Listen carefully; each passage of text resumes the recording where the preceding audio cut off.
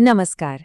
एक सवाल जो हम सबके मन में कभी न कभी आता है, हमारी जिंदगी में जो कुछ भी होता है, क्या वो सिर्फ किस्मत का खेल है या फिर हमारे ही किए हुए कामों का नतीजा? आज हम भगवान जगन्नाथ से जुड़ी कुछ बहुत ही दिलचस्प पुरानी कहानियों में उतरेंगे और कर्म के इन्हीं गहरे रहस्यों को समझने की कोशिश करेंगे। ये वो कहानियां हैं जो जिंदगी के इस सबसे बड़े सवाल का जवाब देने की हिम्मत रखती हैं। हम सब कभी ना कभी ये सोचते तो हैं, है ना, कि क्या जिंदगी बस यूं ही चलती रहती है, सब कुछ रैंडम है, एक संयोग, या फिर इसके पीछे कोई गहरा, कोई कॉस्मिक लॉ काम कर रहा है। ये कहानियां इसी बड़ी पहेली को सुलझाने की एक कोशिश है। तो चलिए इस सफर पर निकलते हैं और थोड़ा गहराई में उतरते हैं। तो सबसे पहले एक चीज साफ कर लेते हैं, ये कर्म आखिर है क्या? देखिए, ये सिर्फ अच्छे बुरे कामों का कोई हिसाब किताब नहीं है। नहीं, इसे एक कॉस्मिक बैलेंस की तरह समझिए। एक ऐसा सिस्टम जहां हमारा हर काम, हमारा हर इरादा, अरे यहाँ तक कि हमारी हर सोच भी एक लहर पैदा करती है और इसी लहर का असर हमारे आने वाले कल पर पड़ता है। और यही एक आइडिया इन सारी कहानियों की बुनियाद है। तो अपने पहले हिस्से में हम कर्म के सबसे सीधे साधे नियम को देखेंगे, कॉज एंड इफेक्ट, मतलब जैसा किया वैसा भरा। ये वो कहानियां हैं जहां हमारे कामों का नतीजा एकदम साफ साफ हमारी आंखों के सामने आता है। और इस कहानी को समझने के लिए हमारे सामने हैं दो किरदार, मातृ और गातृ। ये दोनों चोर हैं और इनके जरिए हम देखेंगे कि कैसे कर्म का नियम काम करता है, कैसे हर गलत काम अपने साथ एक गलत नतीजा लेकर ही आता है। जरा इन सिक्कों की कहानी देखिए, क्या कमाल का सफर है इनका। कहानी शुरू होती है एक भक्त से जो मंदिर के लिए 2 सोने के सिक्के लेकर जा रहा था, पर वो उससे कहीं गिर गए।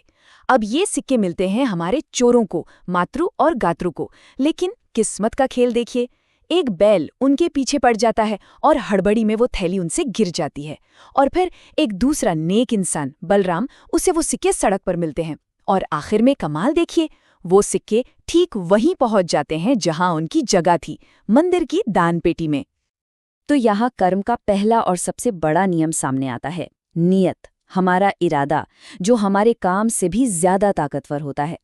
उस भक्त की नियत साफ थी, पवित्र थी, तो कुदरत ने, ब्रह्मांड ने ये तय किया कि उसका चढ़ावा अपनी मंजिल तक पहुंचेगा ही पहुंचेगा, चाहे रास्ता कितना भी टेढ़ा मेढ़ा क्यों ना हो। और दूसरी तरफ चोरों की नियत वो खराब थी, तो दौलत हाथ में आकर भी रेत की तरह फिसल गई। और ये कोई एक बार की बात नहीं थी कि बस हो गया। नहीं, यही पैटर्न, यही तरीका हमें फिर से देखने को मिलता है। इस बार ये चोर एक भक्त का मीठा प्रसाद, छेना पोड़ा, चुरा लेते हैं। चोरी तो की ही, ऊपर से इसका इल्जाम डाल दिया एक बेचारे बेकसूर इंसान बलराम पर। लेकिन कहते हैं ना, कर्म का पहिया घूमता जरूर है। ये लोग एक और चोरी करते हुए रंगे हाथों पकड़े गए और जब पोल खुली तो इनका पहला झूठ भी सामने आ गया। नतीजा ये हुआ कि इन्हें अपने दोनों बुरे कामों का फल भुगतना पड़ा, चोरी का भी और एक शरीफ इंसान को बदनाम करने का भी। अच्छा, अब चलिए थोड़ा और आगे बढ़ते हैं, एक ज्यादा गहरे सवाल की तरफ। हमारे कर्म और हमारी किस्मत, इनके बीच आखिर रिश्ता क्या है? क्या सब कुछ पहले से ही लिखा हुआ है या हम अपनी किस्मत खुद बनाते हैं? अगली कहानी का दिल है ये एक लाइन। कहानी है एक अमीर जमींदार की। वो बलराम नाम के एक आदमी की ईमानदारी से इतना खुश होता है कि वो ठान लेता है, मैं इसकी किस्मत बदल दूंगा। पर बलराम बड़े आराम से कहता है, अगर ये मेरे नसीब में नहीं है तो आप चाहकर भी मुझे ये नहीं दे सकते। बस यहीं पर इंसान की मर्जी और किस्मत की लिखी इबारत आमने सामने आ जाती है। और जमींदार ने अपनी बात सही साबित करने के लिए 2 बार जोर लगाया। पहली बार क्या किया, उसने अपने नौकर गोपाल के लिए एक खत में जमीन और शादी का तोहफा भेजा। लेकिन गोपाल ने वो खत अनजाने में अपने दोस्त को थमा दिया और वो इनाम दोस्त को मिल गया। दूसरी बार जमींदार ने एक तरबूज के अंदर सोना चांदी छिपाकर गोपाल को दिया, लेकिन गोपाल ने दरियादिली दिखाई और वो तरबूज किसी और को दे दिया। मतलब हर बार किस्मत ने अपना रास्ता खुद ही ढूंढ लिया। तो इससे एक बहुत गहरी बात समझ में आती है, कर्म और भाग्य ये आपस में जुड़े हुए हैं। कोई किसी पर अच्छी किस्मत या दौलत थोप नहीं सकता। जमींदार की नीयत भले ही अच्छी थी, पर उसकी सारी कोशिशें बेकार गईं। क्यों? क्योंकि वो धन गोपाल के कर्म के रास्ते में था ही नहीं। हमें आखिर में वही मिलता है जिसके हम अपने कर्मों से हकदार बने हैं। चलिए अब हम तीसरे हिस्से पर आते हैं। यहाँ हम देखेंगे कि कैसे हमारे अंदर की भावनाएं, हमारा विश्वास, हमारा सम्मान, हमारे फर्ज, ये सब मिलकर हमारे कर्मों के नतीजों को शक्ल देते हैं। ये कहानी एक ऐसे व्यापारी की है जिसे अपने ऊपर बड़ा घमंड था। वो अपनी कामयाबी का सारा क्रेडिट खुद को देता था और भगवान को मानने वालों का मजाक उड़ाता था। उसने तो मंदिर को चैलेंज तक कर दिया। लेकिन जब वो भगवान की मूर्ति के सामने जाकर खड़ा हुआ तो बस एक पल में सब कुछ बदल गया। उसका सारा घमंड चकनाचूर हो गया और उसकी जगह दिल में विश्वास ने ले ली। वो नास्तिक आदमी मंदिर से एक भक्त बनकर बाहर निकला और जुबान पर सिर्फ एक ही नाम था, जय जगन्नाथ। और अब आखिरी कहानी। ये कहानी इस बात पर है कि जब हम अपने परिवार के प्रति अपने फर्ज, अपने धर्म को भूल जाते हैं तो उसका नतीजा क्या होता है। ये कहानी है एक बूढ़े पिता चंद्रमणि और उनके बेटों की।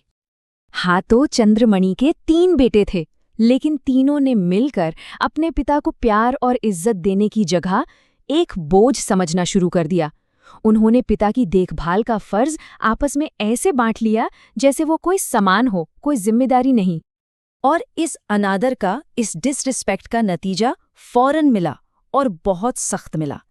कहते हैं ना, देवी लक्ष्मी यानी घर की बरकत उस घर को छोड़कर चली गईं। देखते ही देखते बेटों का घर गरीबी में डूब गया, अन्न के भंडार खाली हो गए। तब जाकर उनकी आंखें खुलीं। उन्हें एहसास हुआ कि उन्होंने अपने पिता का नहीं बल्कि अपने घर की नींव का ही अपमान किया था।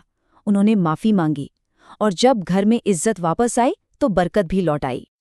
तो इंसानी कहानियों को सुनने के बाद आखिर हमें सीखने को क्या मिला? चलिए इन सभी सीखों को एक साथ जोड़ते हैं और देखते हैं कि क्या तस्वीर बनती है। इन कहानियों से कर्म के 5 बड़े नियम समझ में आते हैं। नंबर 1, अच्छी नीयत हो तो रास्ता अपने आप बन जाता है, रुकावटें चाहे कितनी भी हों। नंबर 2, धोखा और झूठ आखिर में खुद को ही नुकसान पहुंचाता है। नंबर 3, किस्मत कोई तोहफा नहीं है जो कोई आपको दे दे, इसे कमाना पड़ता है। नंबर 4, सच्चा विश्वास हमारे घमंड को तोड़कर जिंदगी को एक नई दिशा दे सकता है। और 5वां, जो शायद सबसे जरूरी है, अपने फर्ज को निभाना और बड़ों की इज्जत करना ही असली और हमेशा रहने वाली खुशहाली की चाबी है। और अब जाते जाते एक सवाल। इन कहानियों की रोशनी में जरा ये सोचा जाए कि हम सबकी अपनी अपनी जिंदगी में ऐसे कौन से अनदेखे नियम, कौन से कर्म के चक्र चल रहे होंगे जो आज हम जो भी हैं, जहां भी हैं, उसे बना रहे हैं। ये एक ऐसा सवाल है जिसका जवाब हम सभी को अपने अंदर ही खोजना होगा।